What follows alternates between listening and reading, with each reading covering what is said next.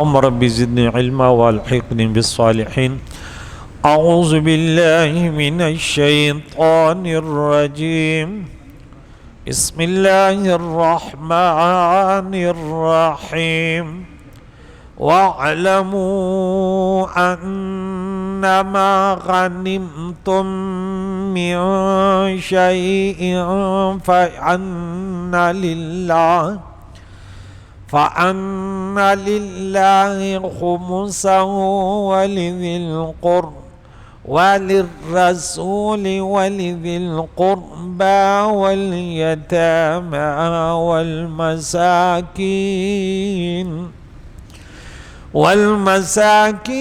وابن السبيل إن كنتم آمنتم بالله وما أنزلنا على عبدنا يوم الفرقان يوم التقى الجمعان والله على كل شيء قدير. صدق اللہ العظیم. سورہ انفال کی 41ویں آیت 10واں پارہ یہاں سے شروع ہو رہا ہے کہ رب کریم کا فرمان ہے اور جان لو کہ جو کچھ غنیمت لو، وعلمو جان لو تم، انما غنیمتم جو تم مال غنیمت لو. جہاد میں جو مال کفار سے جبرن لیا جاتا ہے وہ غنیمت ہے، تھوڑا ہو یا بہت. مال غنیمت کے کل 5 حصے کیے جاتے ہیں، ان میں سے 4 حصے مجاہدین کے ہیں اور ایک حصے کے پھر 5 حصے ہوتے ہیں. تو اس میں منشن فَأَنَّ لِلَّهِ خُمُسَهُ وَلِذِي الْقُرْبَى، تو اللہ کے لیے 5واں حصہ خاص اللہ تعالیٰ کے لیے، اور ولی الرسول اور حضور کے لیے، وَلِذِي الْقُرْبَى اور رسول کے علیہ السلام کے قربداروں کے لیے، اور یتیم اور مساکینوں کے لیے اور مسافروں کے لیے. تو یہاں فَأَنَّ لِلَّهِ خُمُسَهُ، اس کا 5واں حصہ خاص اللہ تعالیٰ کے لیے ہے. اس سے معلوم ہوا کہ رسول اللہ علیہ وسلم کا حصہ اللہ ہی کا حصہ ہے. اگر اللہ کے حصے سے مراد اور کوئی حصہ ہوتا جو علاوہ حضور علیہ السلام کے حصے کے ہے تو 6 حصے بن جاتے.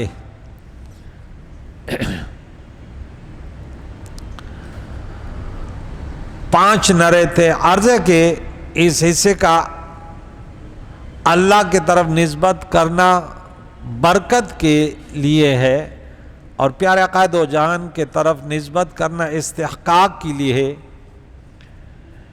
اس سے پیارے عقائد و جہان کے قرب الہی معلوم ہوتا ہے. رسول علیہ السلام اور قربدار والوں یعنی رسول اللہ علیہ وسلم کے رشتہ داروں کی، یعنی پیارے عقائد و جان کے قرابتدار اور پیارے عقائد و جہان کی زندگی میں تو قرابت کی وجہ سے اور حضور علیہ السلام کے وفات کے بعد فقر اور مسکنت کی وجہ سے ان فقراء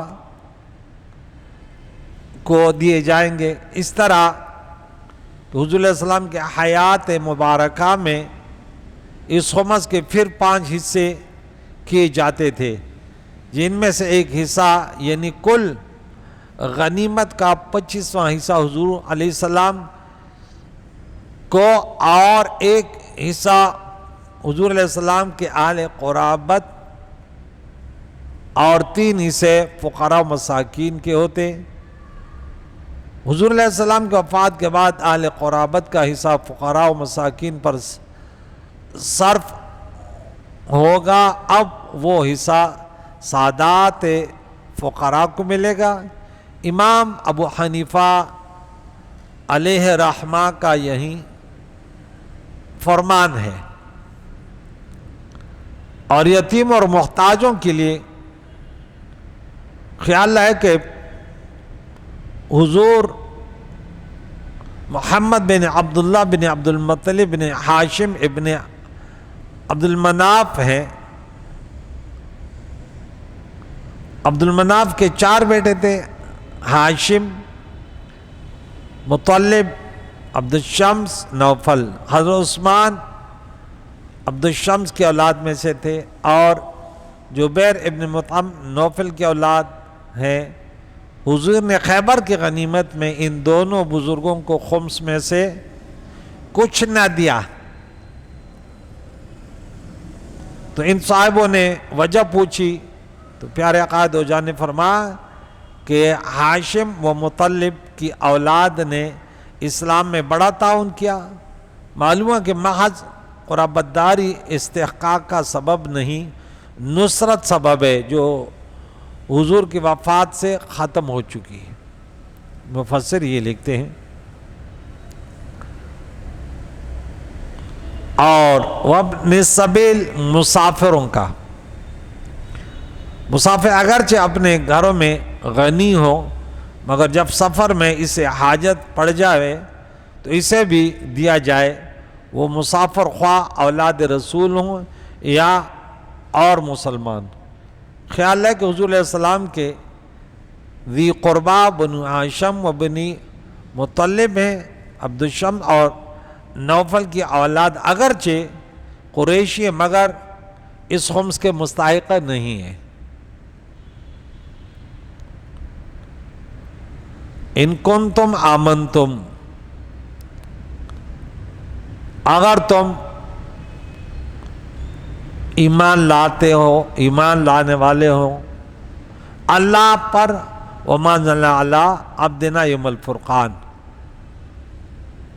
اور اس پر جو ہم نے اپنے بندے پر فیصلے کے دن اتارا۔ یہاں ان شک و تردد کے لیے نہیں ہے، بلکہ اس سے کلام کی اہمیت کا اظہار مقصود ہے۔ جیسے کوئی باپ اپنے فرمانبردار فرزند سے کہے کہ اگر تو میرا بیٹا ہے تو ہمیشہ فرمانبرداری کرنا، کیونکہ صحابہ سچے مومن متقی بلکہ مومنوں کے سردار ہیں،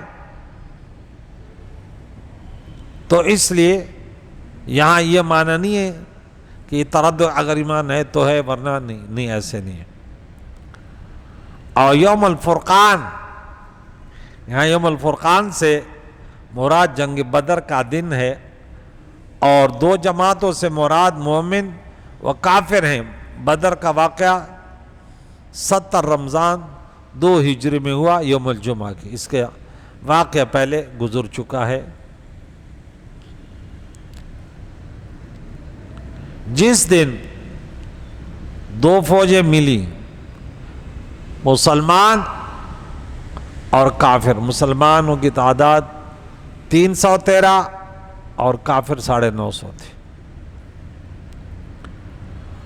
واللہ علی کل شیء قدیر، اور اللہ ہر چاہت پر قادر، اللہ جو بھی چاہتا ہے اس پر قدرت رکھتا ہے۔ چنانچہ اس قدرت والے نے تم تھوڑے اور کمزوروں کو بڑی جماعت کفار پر فتح دے دی، یہ اس کی قدرت کی اعلیٰ دلیل ہے۔ وَكَم مِّن فِئَةٍ قَلِيلَةٍ غَلَبَتْ فِئَةً كَثِيرَةً بِإِذْنِ اللہ، سورہ بقرہ میں 3 پارے میں غالباً 249 نمبر آیات میں ہم نے یہ پڑھا تھا۔ تو اس آیت مقدسہ میں رب نے فرمایا کہ تم جان لو اے مسلمانوں، جو بھی تم مال غنیمت حاصل کرتے ہو اس میں اللہ کے لیے اس کا 5واں ہے، اور رسول اللہ علیہ السلام کے لیے اور اس کے قراب داروں کے لیے، اور یتیم اور مساکین اور مسافروں کے لیے۔ اگر تم ایمان لائے ہو، ان کنتم آمنتم باللہ، تو یہی قانون چلے گا قیامت تک۔ یہی اس میں پھر بہت سارے حصے کٹ گئے۔ امام ابو حنیفہ احناف کا جو مسلک ہے، پھر اس میں تھوڑی باتیں آپ کو کہہ دوں کہ اب کیا تقسیم کیسے رہے گا۔ یہاں دیکھیں انہوں نے چند باتیں کی۔ علامہ علاء الدین وہ لکھتے ہیں کہ اس میں کوئی اختلاف نہیں ہے کہ حضور علیہ السلام کے حیات میں خمس کے 5 حصے کیے جاتے تھے۔ ایک حصہ حضور علیہ السلام کے لیے، ایک حصہ آپ کے رشتہ داروں کے لیے، قرابداروں کے لیے، ایک حصہ یتیموں کے لیے، ایک حصہ مسکینوں کے لیے، اور ایک حصہ مسافروں کے لیے ہے، جیسا کہ اس آیت مبارکہ میں ہے۔ اس میں تفصیل یہ ہے کہ اس آیت کے شروع میں مذکور ہے کہ خمس اللہ کے لیے ہے۔ اس میں یہ تنبیہ ہے کہ خمس عبادت ہے، جیسا کہ کہا جاتا ہے کہ مساجد اللہ کے لیے ہیں، اور یہ بھی ہو سکتا کہ خمس کی نسبت اللہ کی طرف تعظیم کی وجہ سے ہو، جیسے بیت اللہ اور ناقۃ اللہ میں اضافت تعظیم کے لیے، اضافت تشریفی جس کو کہتے ہیں۔ رسول اللہ صلی اللہ علیہ وسلم کی وفات کے بعد آپ کے حصے میں اور ذویل قربا کے حصے میں علماء کا اختلاف ہے۔ علماء احناف نے یہ کہا کہ رسول اللہ صلی اللہ علیہ وسلم کی وفات کے بعد آپ کا حصہ ساقط ہو گیا، اب ختم ہو گیا۔ اور امام شافعی نے یہ کہا کہ آپ کے وفات کے بعد آپ کا حصہ خلفاء راشدین کی طرف منتقل ہو گیا، کیونکہ اب وہ مصالح المسلمین میں مشغول رہتے ہیں۔ اور ہماری دلیل یہ کہ خمس رسول اللہ صلی اللہ علیہ وسلم کی خصوصیت تھی، اس کے زندگی میں، اس کے بعد منتقل نہیں ہوگی۔ اور آپ کے قربداروں کے حصے کے متعلق امام شافعی نے کہا کہ وہ اب بھی باقی ہے اور وہ اولاد بنو ہاشم کو ملے گا۔ اس میں فقیر اور غنی برابر ہیں، اور ہمارے نزدیک بنو ہاشم کے اغنیاء کو خمس میں سے نہیں دیا جائے گا، البتہ بنو ہاشم کے فقراء کو خمس میں سے دیا جائے گا، اور ان کے لیے علیحدہ حصہ وضع کرنے کی ضرورت نہیں ہے، وہ فقراء کے حصے میں داخل ہیں، بلکہ دوسرے فقراء پر مقدم ہیں۔ ہمارے نزدیک خمس کے 3 حصے کیے جائیں گے، ایک حصہ یتیموں کے لیے، ایک حصہ فقراء کے لیے، اور ایک حصہ مسافروں کے لیے، 3 حصہ بنیں گے۔ اس کے علاوہ ہماری دلیل یہ کہ خلفاء اربعہ راشدین نے خمس کے اس طرح 3 حصے کیے تھے جس طرح ہم نے بیان کیا ہے، اور ان کی اقتداء کرنا کافی ہے۔ اور رسول اللہ صلی اللہ علیہ وسلم نے فرمایا، اے بنو ہاشم کی جماعت، اللہ تعالیٰ نے تمہارے لیے لوگوں کے دھون اور میل کچیل کو ناپسند کیا ہے، اور اس کے عوض میں تم کو خمس کا 5واں حصہ عطا کیا ہے۔ اور معاوض یعنی زکوٰۃ اغنیاء کے لیے جائز نہیں ہے، تو چاہیے کہ ان کا عوض یعنی خمس بھی بنو ہاشم کے اغنیاء کے لیے جائز نہ ہو۔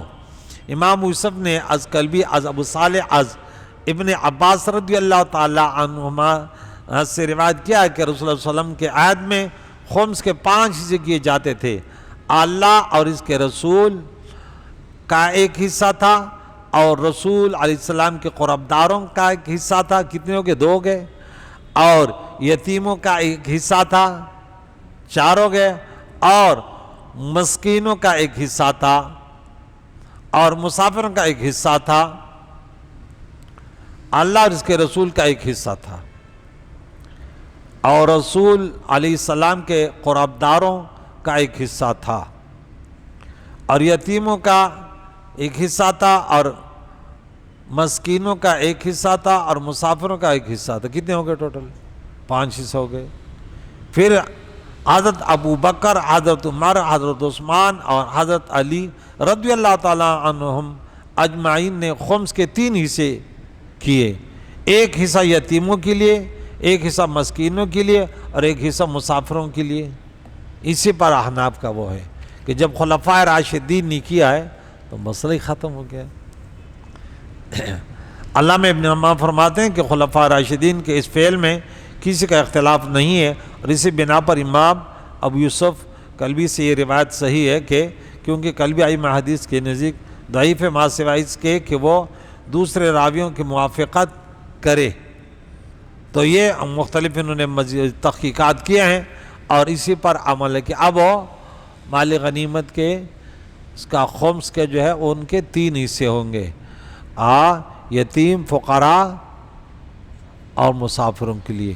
تو کریم اللہ سے دعائے قرآن پاک کے تعلیمات سے ہمیں بہرامند فرمائے، بار بار قرآن پاک کو پڑھنے کہ اللہ تعالیٰ کی قدرت دیکھیں کہ یوم الفرقان کہ کافروں کا اپنے اوپر بڑا ناز تھا، اس دن پتہ چلا کہ اللہ کریم کے دین کے محافظ وہ صحابہ تھے، اور دنیا میں انہوں نے دین اسلام کی تعلیمات کو پھیلایا کہ اتنی بڑی طاقت کو ان چند افراد نے کہ بے سر و سامان تھے اور ایسے شکست دی کہ قیامت تک یاد رکھیں گے۔